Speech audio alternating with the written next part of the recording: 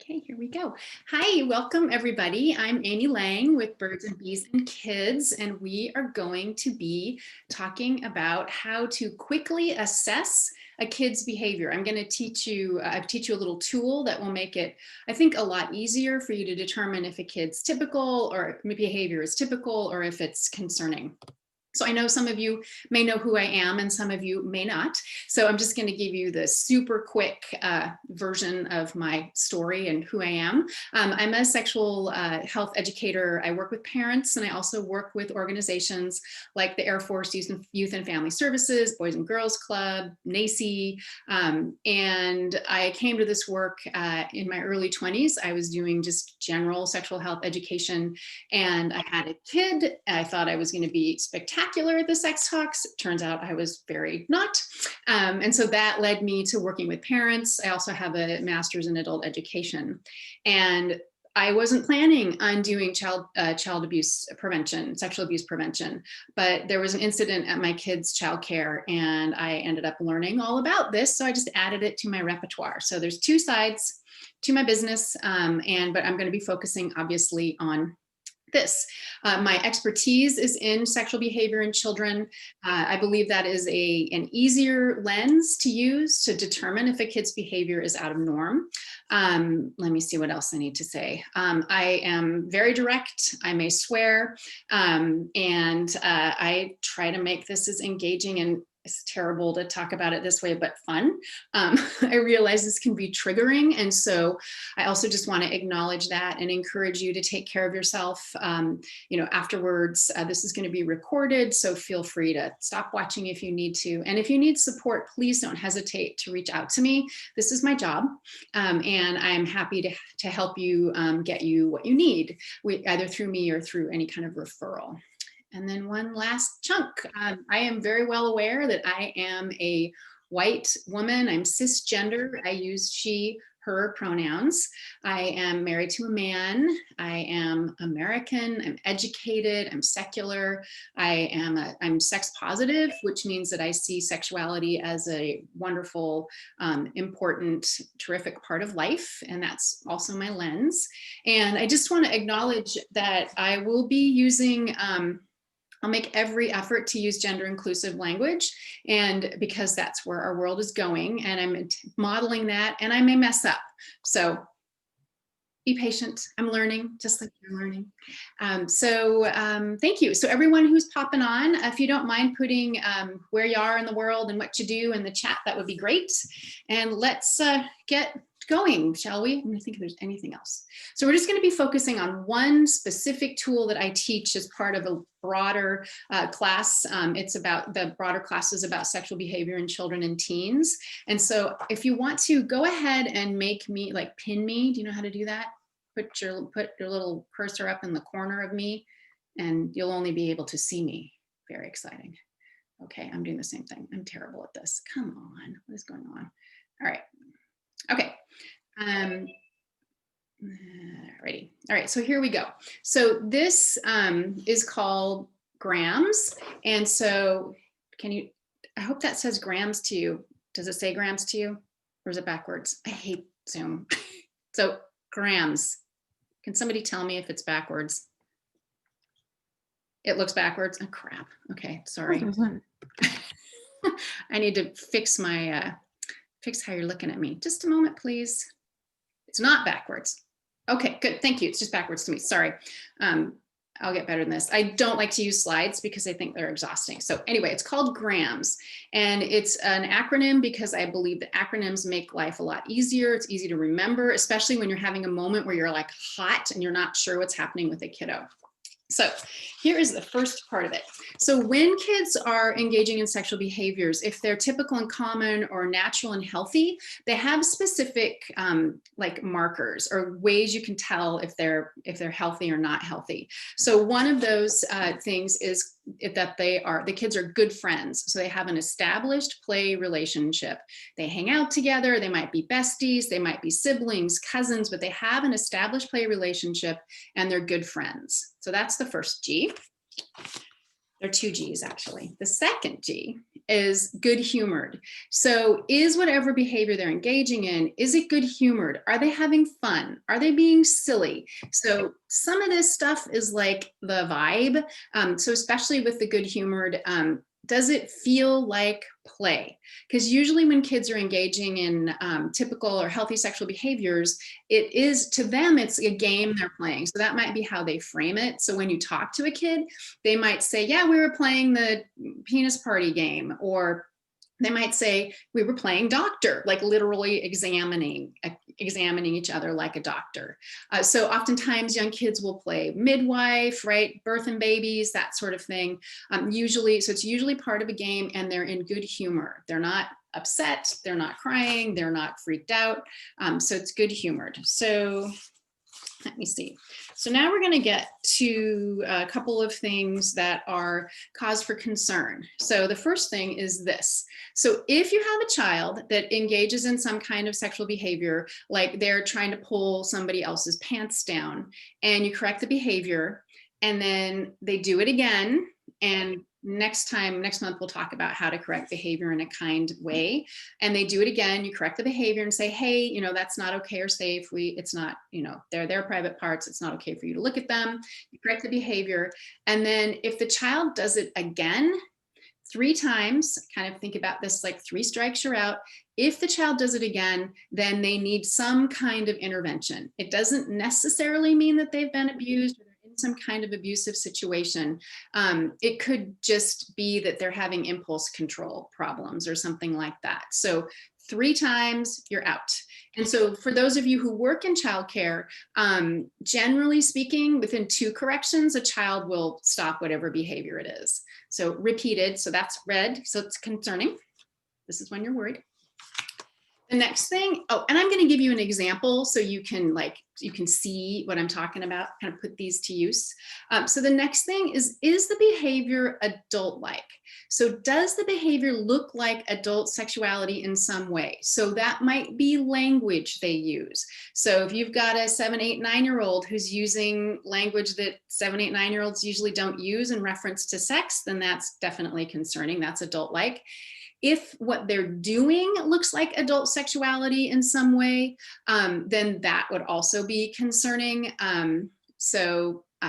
Sorry, did I mention, this is going to be a little hard, so I'm just going to give you a quick example from a Boys and Girls Club. There were 3 kids, they were standing around, and there were 2 people with penises and a girl with a vulva, a girl watching. And so the child care person watched as one of the boys got down on his knees and put his face near the other person with the penis's crotch. And so that's an example of adult-like, right? So do you see how your concern went up? And usually with the adult-like behavior, your natural uh-oh, that ain't right voice is gonna come up. So adult-like. And that brings me to what I just talked about, adult concern. So if you, in that moment, I do not need to tell you that kiddo seen something, done something, right? Your adult concern went really high.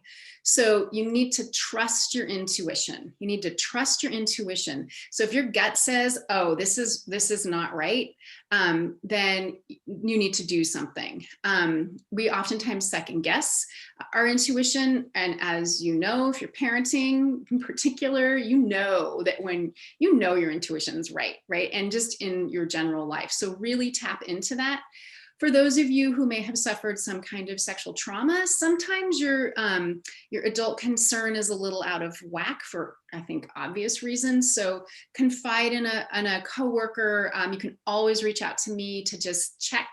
And usually what happens after you use grams, if the behavior is typical, your adult concern will come down. So after you assess, you'll see that your concern will come down. And again, I'm going to give you a couple of examples. So adult concern, red, right? Trouble.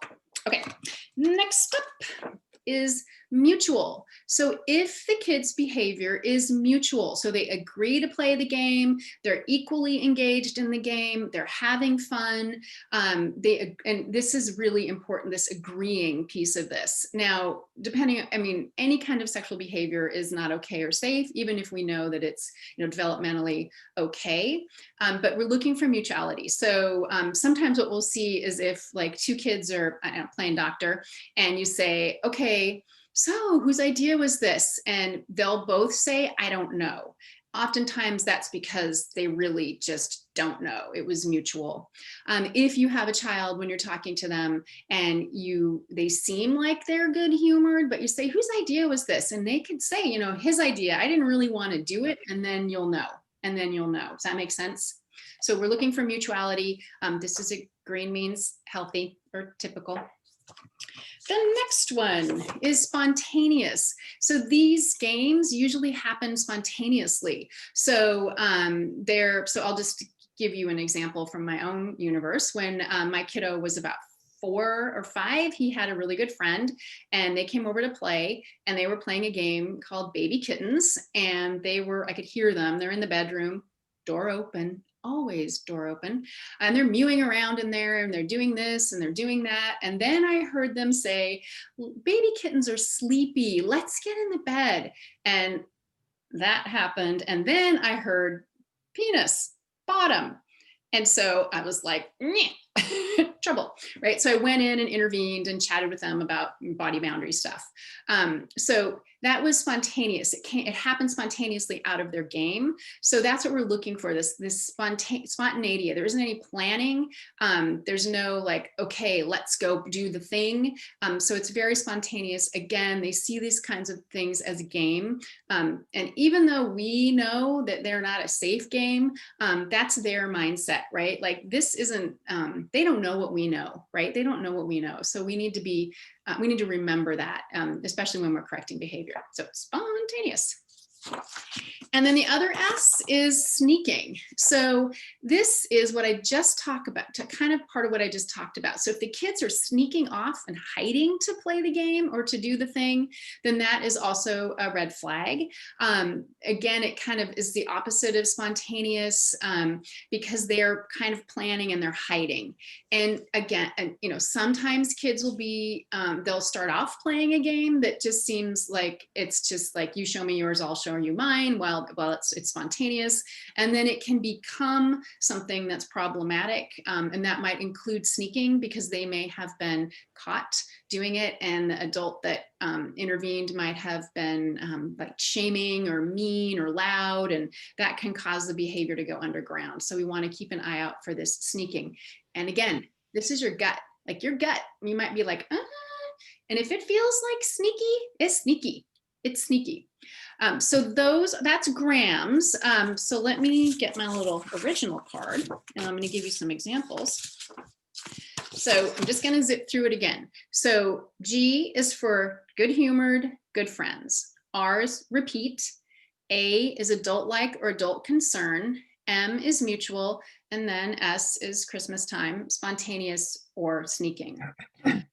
I'm a super fan of keeping things really simple and kind of dumbing stuff down, because this is a topic that is full of, and so if we keep things simple, I think it's a lot easier for you to know, like, okay, what do I need to do next? Repeated adult concern and adult like always trump anything else. So if you have one of those things going on, the kiddo needs help. And again, I just want to be clear that it doesn't always mean that sexual abuse has happened if a child needs help. So that's grams. I'm going to give you examples. So, I forgot we need to breathe. I do this. I always do this. Let's take a breath. Here we go. Thank you. And if you have questions, go ahead and chat them, and then we'll switch me back to gallery view, and we can take live questions in just a sec. Okay, so here is an example. I gave you an example already with the baby kittens of a typical or healthy sexual play in children. Actually, that's the technical term. It's called sex play. So I'll give you another example. Two kiddos, they were both 5. They both had penises, good friends. They are at their preschool, and the mom picks up, I can't remember his name, the boy, one of the boys, and they're driving home, and she says, "So how was your day?" And he says, "Not so good." And she said, "Yeah, what's going on?" And he said, "Today at our penis meeting." And she's like, "Penis meeting, penis meeting, what the hell's a penis meeting?" She did not say that. She said that in her head. And she said, "What's a penis meeting?" And he said, and well, we'll talk about this in a second. He said, "Well, every day, Owen and I, we go outside, outside time, we go behind the bush and we take our penises out and we have a penis meeting." And then she said, "Great, thanks for telling me," and had a little chat about safety, and then told the school, and they took the bush out. So let's think about the penis meeting. So of course there's that concern about repeat, right? It's repeated, except let's think about this. This is not something adults, I know some adults have penis meetings, but generally speaking, adults don't have penis meetings. They don't pop off into a corner and have a penis meeting before they, go back to work or whatever. So adults don't have penis meetings. They're good friends. So we got a thumbs up there. It was no longer spontaneous, which is concerning, except they weren't sneaking, right? They were just going behind the bush and having their penis meeting. What am I missing? I feel like I'm missing something. Sorry. Did I mention I'm a casual gal? They're having fun, right? It's good humored. So just looking, like using grams on that scenario, we can see that, they just needed to be corrected, and they were, and bush is gone. So no more penis meetings. Okay. So that's like a healthy example. So just take a breath. And now I'm going to give you an example of a child who engaged in behavior that was concerning. So another preschool story. She was 4, and she every day at outside time, there was a platform in the play structure. She'd go up in the platform, she'd lie down on her back, and she'd invite boys to lie down on top of her. So, right? Do I need to tell you? So adult like, right? And I'm imagining that your adult concern just went whoop, right? Adult concern, it was repeated. She was it wasn't really sneaky, but it definitely wasn't spontaneous. So just based on that quick assessment, that child needs help. And then there were other things. So it's not always just the behavior itself.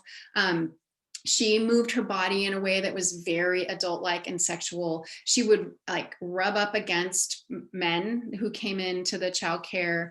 And so there were other things that were happening. And so that school got her some help. So that is grams, super quick. Again, this is part of a broader class that I teach, which I will offer probably in another month or so. It's just a piece. And I think the thing about grams is that it just makes it easier. Is it perfect? Of course not. My goal is to get you less gray. Like, we want to reduce the gray. And again, if your gut says something's off, you're probably right. You're probably right. So with older kids, just really quickly, I'm just being mindful of the time. With older kids, you're going to probably overhear language. You may see some behaviors like the kiddos at the Boys and Girls Club.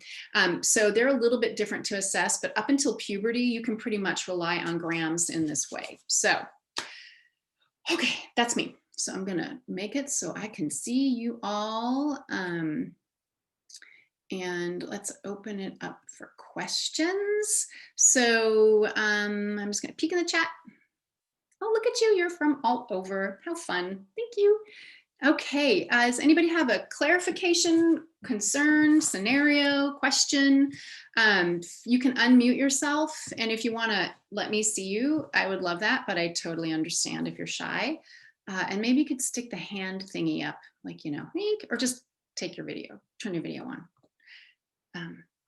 So I'll just give you all pause.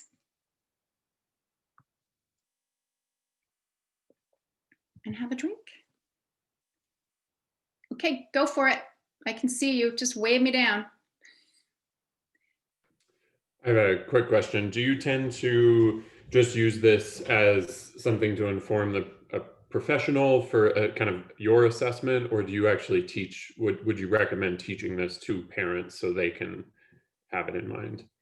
You can teach it to parents. I think that you need to be careful about the examples, right? Because it can be really hard and triggering for them. I think that so it's fine, but the way I would talk about it with parents is like, so here's what I know. When the behavior is like this and this and this, we like start with a healthy, because if you don't know what's typical, you don't know, it's hard to discern, right? So I would start with the all the healthy stuff, and then you can gently say, so here's what we saw. Or if you're just teaching in a group, you can do the same thing, and you're welcome to teach this to your families. But I think your staff should absolutely know this, and you can show this video to them. I'm, like I said, this is one of my, I don't know, one of my favorite things. So does that help? So yeah, teach it to parents. Just be very careful about how you do it, because we don't want to freak them out, right? Freaked out enough. Thanks, Sam. Appreciate it. Anybody else? You can unmute yourself or wave at me. Do we have any questions? You do have two in the chat. Thank you, Sam. Let's do Jody, and then I'll open up the chat. Go for it, Jody. Oh, we can't hear you. Cool. Okay, great. Thanks. Yeah. Hi. We run summer youth camps, and in non-COVID times culminate in an overnight camp out. And the older the kids get, the more nights they camp out. And we did have a situation a couple of years ago where a parent post-camp told us that her son had a really bad experience inside one of the tents. Ugh. And so the instructor was asleep, and he did not wake up when the behavior started and continued. And it was the pulling down the pants thing that you mentioned, which was crazy. So one boy pulling another boy's pants down and slapping him on the butt. Oh. And it was repeated. Okay. And so the parent, so we didn't find out until after camp, her son was traumatized. Yeah. He never wanted to go camping again in his life. She thinks she'll never get him in a tent again. Mm-hmm. And she just wanted us to know, but yeah, absolutely refused to let us approach the parents of the child who initiated the behavior on her. Oh, that's not her job. You're a mandated reporter. You're a mandated reporter. You have an obligation to tell the parent, because if that child is doing that behavior, he got away with it, right? That child's health and safety is at risk. So, and the thing to remember, like, we like to villainize the kiddo that is the instigator of whatever the behavior is, instead of remembering, like, how old were they? I believe it was, third, fourth grade-ish. Yeah. They're not 15, right? Mm-hmm. So yeah. So I don't know if this is reportable per se, because it sounds like you don't maybe have all the information. It's safer for you when something like this happens and you're on the fence to actually say, hey, we had an incident, and just get Child Protective Services involved at the top. But no, they can't tell you not to tell that other family. You can just say, I'm a mandated reporter. I'm obligated to tell this family because this child may be in trouble. Like, they may have issues. So they can't, that's not their, it sucks for them, but it's better for the child, right? Because the most important people in the room are not the adults, it's the kids. So kid needs help, right? That makes sense? Yeah, totally. Yeah, so tell a family. Okay. Sorry. Yeah. Sucky, okay. Right? Okay, let me look at these questions. Road to clinical middle school counselor. Oh, I got to let's see. Sorry, we started talking to the elementary students about anatomy and proper naming, but I'm getting schools that don't want us to do that. So yeah, using correct names for private body parts is super important. Here's what you do. You just need to, Cheyenne, you just got to drop the bomb, which is that kids who know the correct names for their private body parts from an early age are safer from sexual abuse. So folks who sexually abuse kids, they want them to be clueless. They want them to not know about sexuality. They don't want any safe adult talking with them. So if child says, my penis itches, or there's something up with my vulva, or uses correct names in some way, that signals those folks that someone is talking to them, as opposed to somebody, a person with the vulva saying, my taco is bugging me. Like, that tells them that no one's talking to that child. So I would drop that bomb. It's not a bomb, it's an actual truth. Predators say they look for kids like that. So I would try that. It's just health, right? It's just health and safety. It's a tough one. And, you're maybe in a conservative community, but they have to know. So I would tell them that. And there's tons of research that shows that. So yeah, that's what you need to say. Schools need to understand that, and they'll be quicker to diagnose, right? Or to assess, right? Oh, okay, there's a problem with this kiddo if they don't have this information, and you can kind of add to that. Okay, same-sex play. Is same-sex sex play more common as opposite sex play? Same, pretty much the same. There you might have a person with a penis who's circumcised and one who's not, and they're like, dude, can I see your penis? And they're like, absolutely. Can I touch it? Sure thing, because they're little and they don't know that it's not okay to do that. They just have different parts and they're curious. All right, so sorry, I'm just reading on Shan. Okay, yes, I really explain the reasoning, why it's important. It's also part of the national sex education standards. I tell them we don't teach kids. Yep, very good. Yeah, you're just gonna have to hang in there with it and model that. And, and if there are stories that you can tell these folks, there's a classic story about a girl who said to her, she was like a second grader, I think, and she went to her teacher and she said, teacher, grandpa touched my cookie. And the teacher said, oh, sweetie, you should share your cookie with grandpa. And she was tenacious. She said a couple days later, grandpa touched my cookie again. And the teacher was like, yeah, we talked about that. You should share. Third time, same thing. Finally, the teacher said, what do you mean by cookie? And she pointed to her crotch. And then the child got help, right? So those examples, I think, can help folks to understand this. And if you can get an ally at the school to help with this, parents tend to be really good at helping out with this kind of thing because they're in their community. So yeah, it's a tough one. It bums me out because it is like, if this is my ear, that's not my hoo-ha, right? Thanks for asking. That was really important. Good questions, y'all. Okay. Oh, Faber, you raised your hand. Yeah, I'm Kelsey.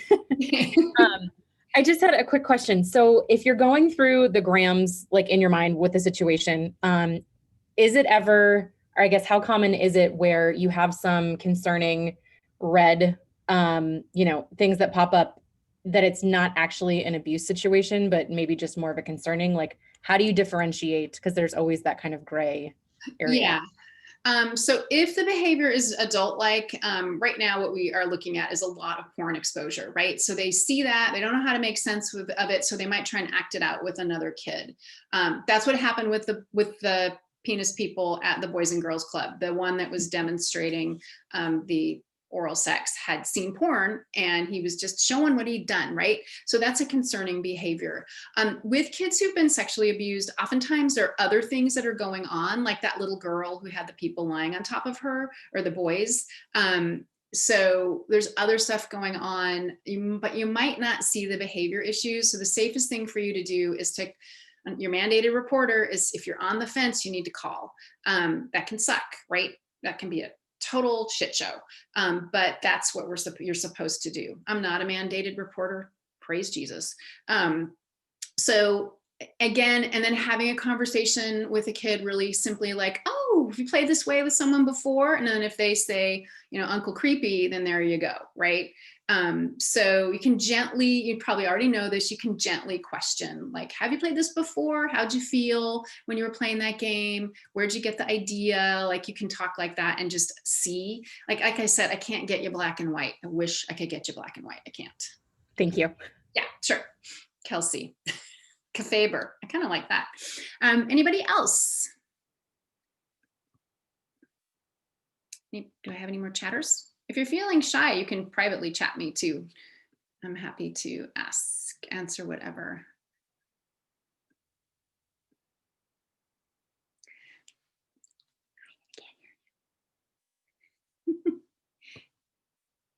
Still can't hear you. Oh my word, so many buttons. Sorry. So many buttons. I feel you. Okay, what's up? So we work with kids in institutional settings across ages. And you mentioned this grams is most effective until about puberty. Are you going to teach? Are you going to teach at another time? Are there other tools that we can? Yeah. look Yeah, at? I can just tell you right now. Here, I'll write it for you. I have a purple Sharpie.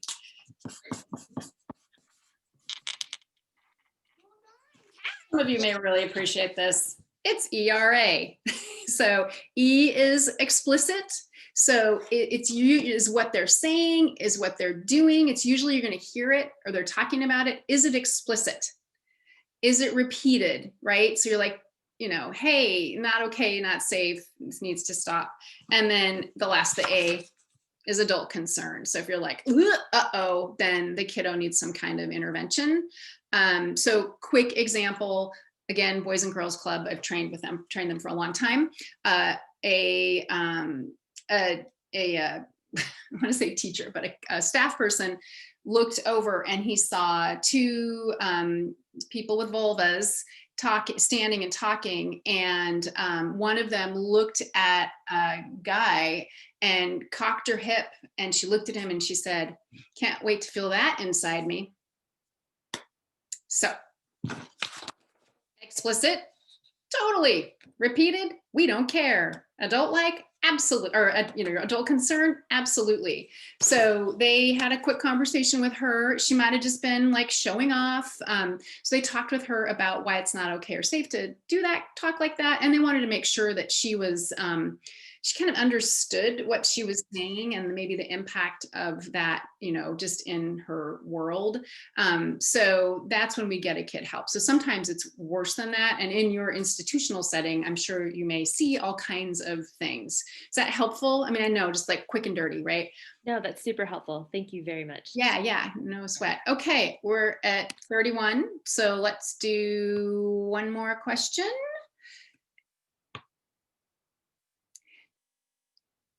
And if you're a shy person, still waters run deep. I have found that folks who tend to be a little step back have really excellent things on their minds. Or if you want to check a scenario, that's always good.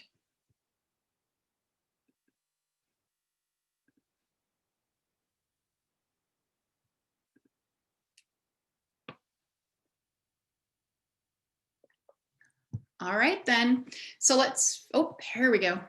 Ta-da. Yes, are the characteristics of a predator to look out for? So I will do a quickie on that, but just the sort of quick and dirty is anybody who has interest in kids when they really shouldn't. So like if there's a person in the neighborhood that loves to have the kids come over and hang out and is super friendly and has all the latest games and has a trampoline in their backyard, that would be a red flag, because I love kids. I don't want kids coming over to my house. And if you work with kids, my guess is you're like, I'm done. Like, I love kids and I am done. So that's a red flag. Showing, like within your work setting, like having favorites, having secrets, helping out, usually a single parent with like, hey, I'll pick them up. I'll take them home. You go shopping. I'll babysit outside of work. That would be another red flag. I'm trying to think of any other top of mind ones. Hey, if you have top of mind ones, will you pop them in the chat so that we can grab them there? So there's several things that can cue you. And again, your gut, like if they seem too good to be true, like everyone loves them. There was a parent at a local elementary school that he did DJing for the families. Everybody loved him. And then he was pursuing a former student who was now in high school. So just got to pay attention to that kind of stuff. They're very, very, very sneaky, very sneaky. And I have a whole class called Kid Safe Workplace. That's red flags and warning signs in adults. So, all right. We're going to do one more. How do you explain the justification of the open door policy with your kids at home? You just say shenanigans. All kinds of crazy stuff can happen when the bedroom door is closed. That's the rule. You can have, if you're in there alone, you can have privacy. You don't need to like justify every flippin' thing you do when you're parenting. You can just say it because that's the way it is. Oh, I'm doing masturbating at nap time, and then really we're done. Okay. kiddos masturbate. They figure out at a really young age that it feels good to touch their penis or their clitoris, and they don't have any boundaries. And so hand down the pants. Super common behavior. It's considered healthy and natural because those parts feel good and they don't have any boundaries, especially if they're like a preschooler. So if they're not making a big ruckus, just let them do it. And most kids don't notice because they're asleep or they don't, they're just so self-centered. They're not going to really notice. And if they do, you can say, oh yeah, that's just what they do at nap time. Look at the shiny thing. Sometimes families really are not down with this. Sometimes other folks are not okay with this as well. If you are in that circumstance, it is really important that you not shame the child for this behavior. Usually they figure out that that's not something they do in public by the time they're about 6. And then one more word on the masturbation. And I don't call it masturbation with young kids. I call it self-pleasure or it's usually self-soothing because masturbation just sounds all grown-up-y to me. It's a different thing. They're doing it to self-soothe, to calm down. They've had a long day. Nap time, doing it then makes a ton of sense because it's very stress relieving and that sort of thing. I think that's it. Is there anything else I was going to say? Yeah. Oh, last thing. If they are masturbating all the time, like they can't stop rubbing on stuff, they're doing it during circle time, they're doing it like you'd redirect and they won't stop doing it, then the child needs help. Usually it's something around anxiety and they figured this out as a coping skill, but it can also be an indication that a child's been molested. All right, you have a million more questions. I promised we'd be done. So if you need to bail. I'm going to record this. I'm going to answer a couple more. It's recorded. You'll get the recording so you can zip through the end and catch these last few questions, but I will not be sad if you leave. This is the next class we're doing. It's correcting behavior. It's on February 18th at 11 a.m. Pacific time. If you signed up for this, I'll be emailing you the information.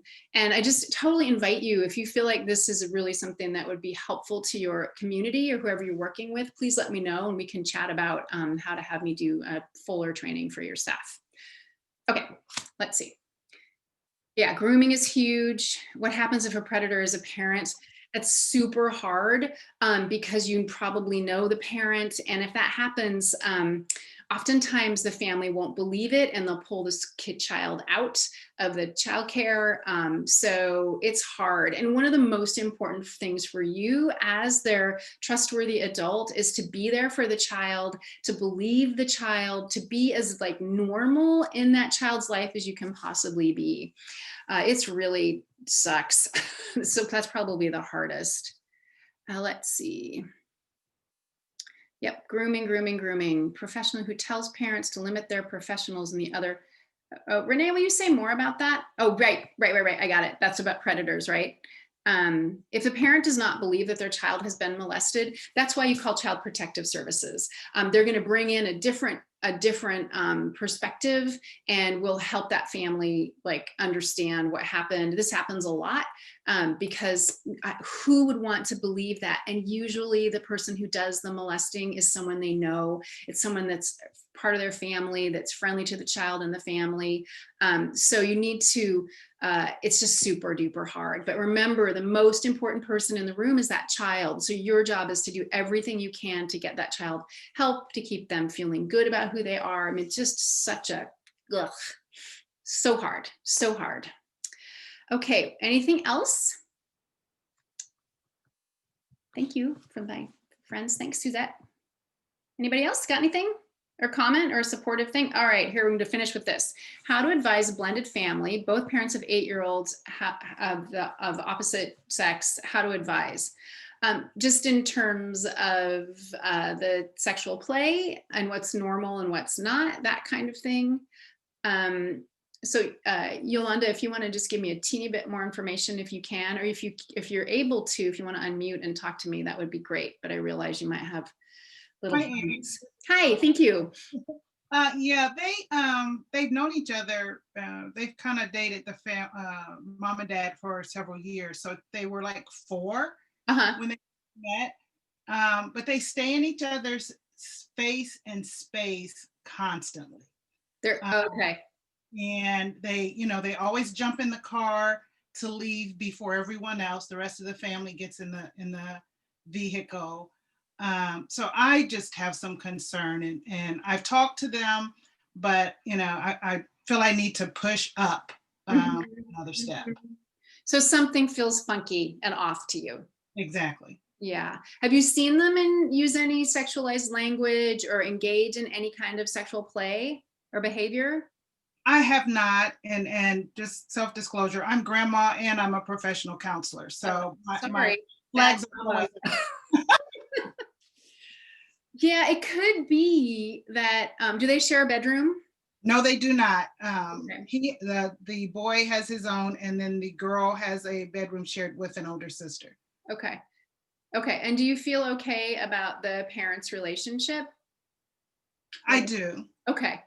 I'm just kind of poking around for any kind of stress thing. It could just be that they just adore each other.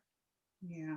Do you get that sense, or is it something feels weird? And I don't know that. I don't know, Amy, if it's because I'm a counselor, and I do a lot of like I do some other programs to advise parents and adults and youth servicing organizations about childhood sexual abuse. So I don't know if it's because it's on my radar all the time that I'm feeling funky or what. Yeah, it might be that, like, you know too much, Yeah, right? okay. Yeah, you probably know too much. I would one thing you could do is and you probably know how to do this, just when you get one of those kiddos alone, you could gently ask, like, tell me about what's your favorite thing about this, your sibling?